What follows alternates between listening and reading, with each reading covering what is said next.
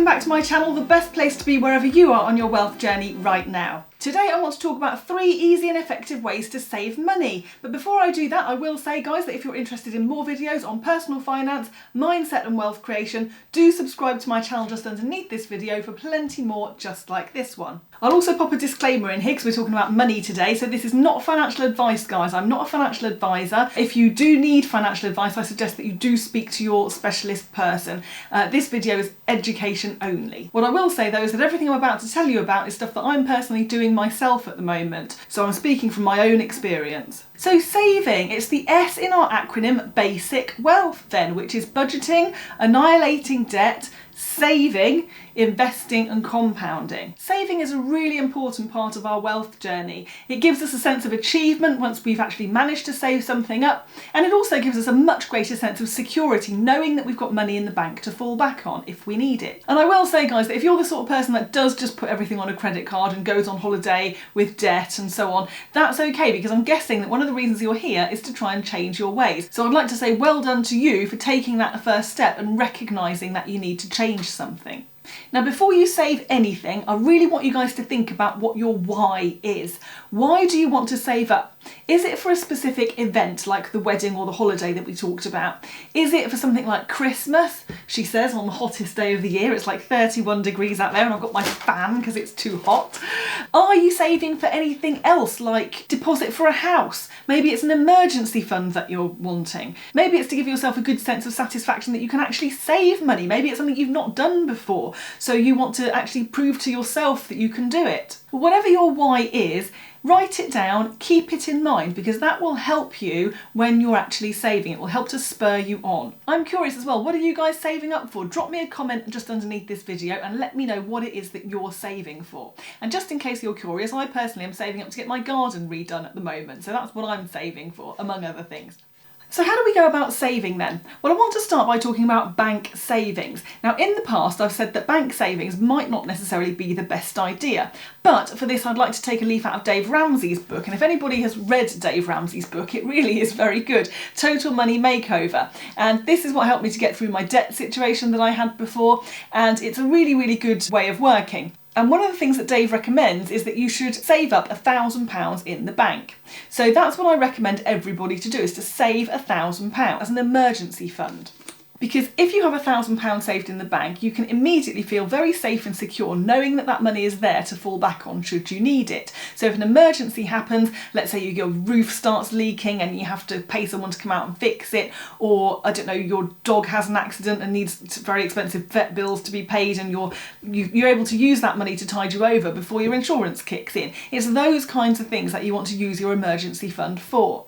Unforeseen costs. Now, of course, everybody thinks and feels about money in a different way. So some of you are sitting there probably thinking, well, £1,000, that's nothing. I've already got that saved up, plus a whole lot more on top of that. But then I also know that there are some of you watching this video that are thinking, blimey, £1,000, that's more money than I've ever saved in my entire life before. How am I going to do this? And if that's you, then that's okay. The key to saving is to take small steps with it. And one of the first steps that I suggest you take is to get a separate bank account for your savings. The reason for this is that it's actually very difficult to save money in the same bank account that everything else is coming out from. So if you've got your home bills coming out of your account and your mortgage or rent, and then you've got magazine subscriptions on top of that and other general expenses, you know, any money that you've got left in that account is just going to dwindle away because you're accidentally going to spend it on things because it's automatically in that account. Whereas if it's separate and somewhere completely different, then you're treating it differently because it's out of that circle. You can't get to it very easily, or as easily as just spending it on your card, for example. So your savings need to be completely separate from your everyday spending. The easiest way to get a separate bank account for your savings is to go to your bank that you currently bank with and ask to open an easy access or instant access savings account.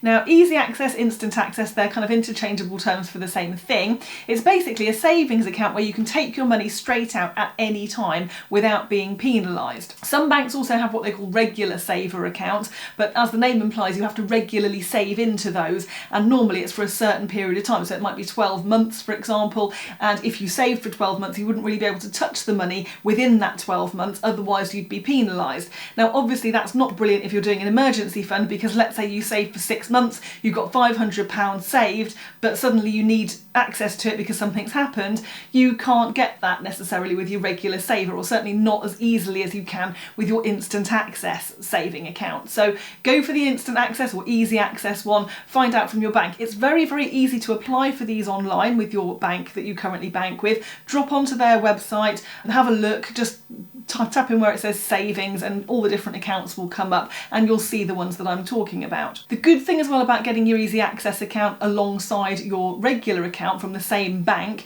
is that when you log into your main account, which is the one that your food and your bills and everything come out from, you can also see your savings account there as well. I've got several of these. I bank with Lloyds, I bank with Santander, and I bank with HSBC as well, and all of them work in exactly the same way, certainly those three, and you can log in with one login details and you can see absolutely everything, all your accounts there. So it makes it very, very easy to manage. Once you set it up, you then want to think about how much you want to save every month. Now, I recommend setting up a standing order for your savings, because that way the money will automatically leave your regular account, whichever one it is with the food and the expenses and everything. It will go out of that account and into your savings account, and it will do that every single month until you stop the standing order.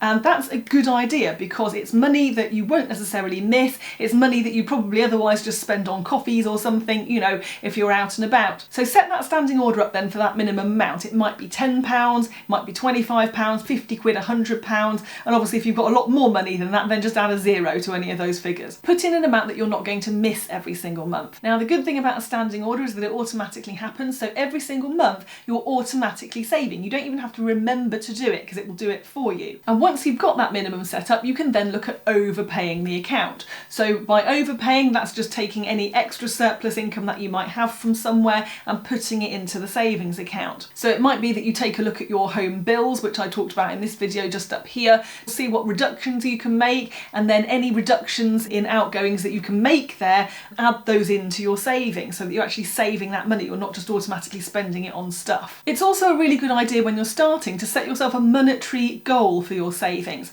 So if you're literally starting with nothing and £1,000 is a lot of money for you, then what I suggest is that you start with just saving up £100. You know, it could be £10 here, £10 there. You might want to set up your regular standing order for £5 a month or something, and just try and slowly build up that £100 and use that as your first goal. And then once you've reached that goal of £100, you then go for the goal of £200 or £250. It's all about taking small steps. And don't forget to have fun with this challenge as well. I really like it because once you've paid a little bit of money and you think, oh, can I pay a bit more in? You know, if it's like an odd number, I don't like odd numbers, I like nice round figures. So I like to put as much money as I can in up to a round figure. So think about that when you're doing it as well. And of course, every month you can then see the money building up in your savings account, which makes you feel very happy inside. It makes you feel very satisfied. And of course, you'll then just want to keep adding on to it. Okay, so let's imagine then that we've got our £1,000 saved up in the bank.